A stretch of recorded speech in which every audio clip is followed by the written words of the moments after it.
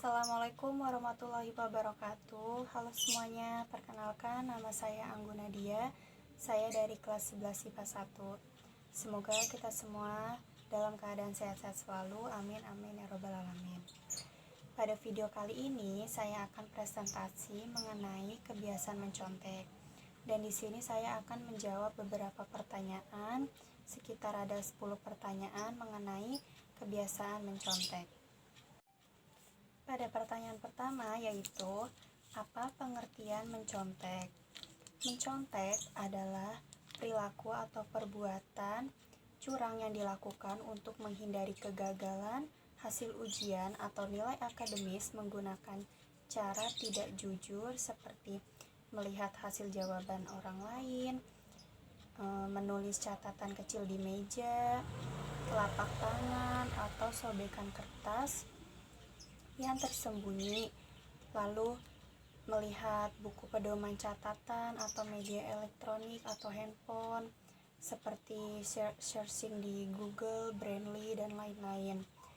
Lalu mencontek juga merupakan segala macam kecurangan yang dilakukan pada saat tes dengan cara-cara yang bertentangan dengan peraturan dalam memperoleh jawaban untuk mendapatkan nilai yang lebih tinggi dibandingkan nilai yang mungkin diperoleh dengan kemampuan sendiri.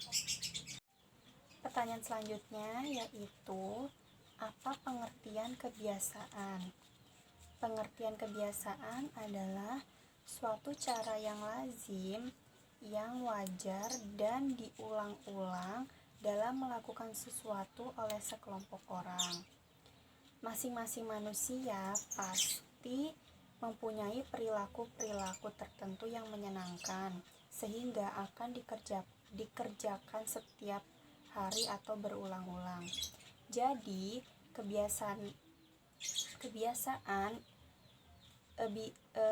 bisa dilakukan oleh seseorang yang sudah terbiasa dalam melakukan suatu hal yang entah positif atau entah negatif.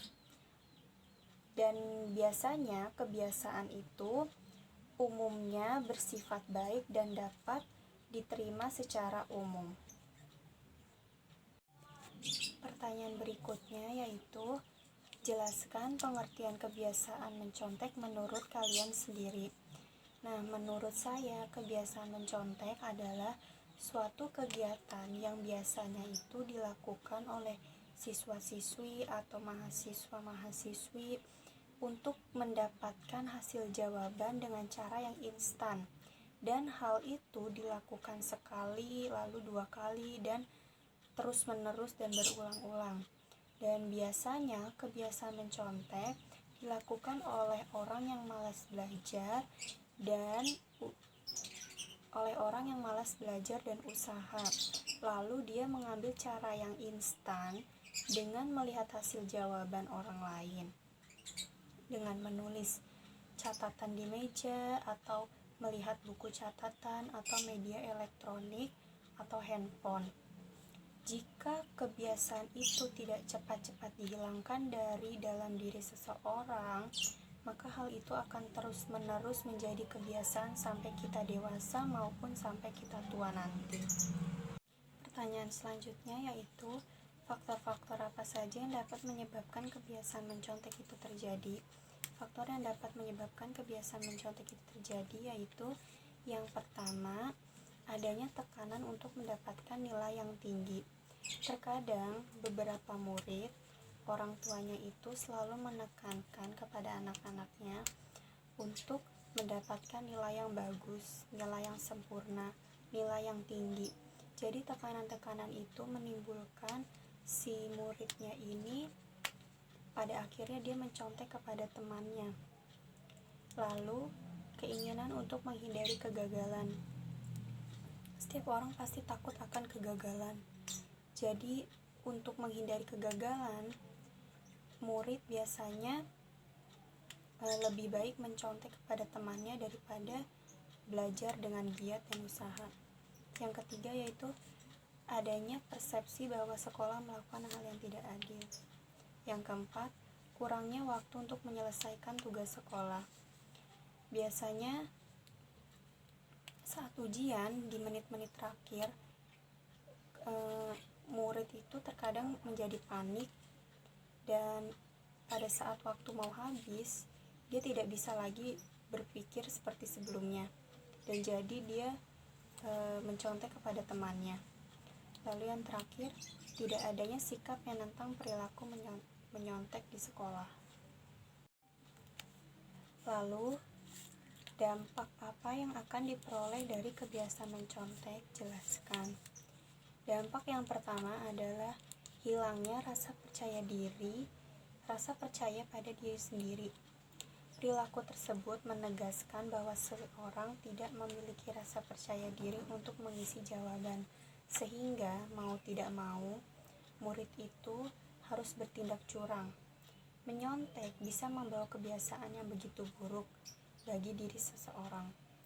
Kehilangan percaya diri bukan perkara mudah, mengembalikannya tidak semudah yang kita bayangkan. Lalu yang kedua, akan kesusahan dalam menyelesaikan permasalahan diri sendiri. Jika menyelesaikan soal demi soal saja tidak bisa, bagaimana seseorang menyelesaikan permasalahan kehidupan yang begitu rumit? Kebiasaan mencontek ini bisa terbawa hingga dewasa. Jadi kita tidak boleh melakukannya secara terus-menerus. Selanjutnya, akan menjadi orang yang sangat malas belajar. Ketika seseorang menyontek dan berhasil melakukannya berkali-kali, hal yang terjadi adalah malas belajar. Terlebih dalam konteks menghafal, karena mereka tidak perlu berpikir lagi menghafal untuk mengerjakan soal. Dampak buruknya bisa terjadi pada diri sendiri yang nantinya akan merusak masa depan seseorang kelak. Yang terakhir, kemampuan tidak akan sesuai dengan nilai yang seseorang dapatkan hasil dari mencontek. Jika nilai bagus karena hasil dari mencontek, pastinya kemampuan seseorang itu tidak bisa diandalkan. Itu sama saja seperti memanipulasi kemampuan yang sebenarnya tidak ada apa-apanya. Pertanyaan berikutnya yaitu, bagaimana cara kamu menghindar dari kebiasaan mencontek? Jelaskan. Cara saya agar menghindar dari kebiasaan mencontek yaitu saya harus menanamkan rasa percaya diri saya yang kuat dalam diri saya. Saya benar-benar harus percaya bahwa saya itu bisa mengerjakan soal demi soal dengan giat belajar dan selalu berdoa kepada Allah Subhanahu wa Ta'ala. Lalu, sebelum adanya ulangan, saya memprioritaskan bahwa saya harus mengerti pada materi atau bab ini, lalu materi dan bab berikutnya. Jadi saat ada ulangan, saya tinggal menghafal dan mengingatnya saja. Lalu adanya motivasi. Jadi saya itu termotivasi dari teman sebangku. Dia itu saat ulangan tidak bertanya kepada teman atau tengok kanan tengok kiri, dan dia itu selalu belajar dengan giat sebelum ulangan. Nah, dari situ saya termotivasi dan berpikir dia aja bisa buat nggak lihat-lihat teman, lihat-lihat ke orang waktu ulangan, terus kenapa saya enggak gitu. Pertanyaan berikutnya adalah, apakah kamu pernah menyontek? Jelaskan. Saya pernah mencontek, yang pada saat itu ulangan sedang berlangsung, dan ada beberapa soal yang menurut saya sulit atau susah. Waktu itu banyak teman yang pada nanya-nanya juga satu sama lain, dan saya tergiur akan hal itu. Dan akhirnya saya menanyakan soal yang susah itu kepada teman saya. Pertanyaan berikutnya yaitu, bagaimana perasaan kamu saat mencontek? Jelaskan. Perasaan saya saat mencontek yaitu saya merasa tidak tenang, dan saya takut kalau guru mengetahuinya dan saya akan mendapat hukuman. Dan pada saat itu perasaan panik muncul saat menanyakan jawaban ke teman. Awalnya saya merasa senang saat mendapat jawaban di soal yang susah itu, tetapi rasa senang itu hanya di awal saja, hanya sesaat. Karena saya menulis jawaban orang lain, bukan murni hasil kerja keras saya sendiri. Pertanyaan berikutnya yaitu, apakah kamu merasa percaya diri atau merasa puas jika kamu mencontek? Jelaskan. Jika saya mencontek, saya merasa rasa percaya diri saya itu hilang karena saya tidak yakin dengan diri saya bahwa saya bisa mengerjakan soal demi soal. Dan jika saya mencontek, tentu saja saya tidak merasa puas. Kalaupun saya merasa puas, itu hanya di awal saja. Terkadang dalam diri saya yang ada itu hanya rasa penyesalan. Karena penyesalan itu saya tidak belajar dengan giat, dan kenapa saya harus menggantungkan dengan mencontek. Dan saya selalu ingat penyesalan itu selalu datang di akhir. Nah, pertanyaan yang terakhir, menurut kamu dampak apa yang terjadi saat kamu sedang mencontek? Jelaskan. Dampak yang terjadi saat saya mencontek, menurut saya, pastinya mencontek itu menimbulkan dampak yang buruk bagi setiap orang. Dampak yang terjadi pada saya itu adalah pertama kalinya saya mencontek, hal itu langsung menjadi kebiasaan yang buruk bagi saya. Lalu adanya penyesalan dalam diri saya. Dan jika saya mencontek itu menjadi kebiasaan yang menyenangkan, nantinya saya akan malas untuk belajar karena mencontek yang menjadi kebiasaan buruk itu.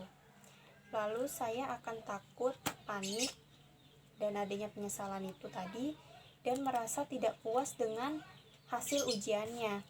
Jadi walaupun saya mendapatkan nilai yang bagus, nilai yang sempurna, tapi mendapatkannya dari jawaban orang lain, itu sama saja curang dan bukan hasil murni kerja keras kita sendiri. Nah, dari pembahasan soal-soal tadi, saya mengambil kesimpulan bahwa mencontek adalah perilaku yang tidak baik. Seseorang yang mencontek nantinya akan menjadi suatu kebiasaan. Mencontek itu merupakan sesuatu yang instan untuk mendapatkan jawaban tanpa belajar dan usaha. Karena sesuatu yang kita dapatkan dengan cepat akan cepat pula hilangnya. Kalau kita mencontek, kita tidak akan puas dengan hasilnya nanti. Lebih baik kita belajar dan usaha, namun kita akan puas dengan hasil kerja keras kita. Sekian video presentasi dari saya. Terima kasih banyak, semoga bermanfaat. Wassalamualaikum warahmatullahi wabarakatuh.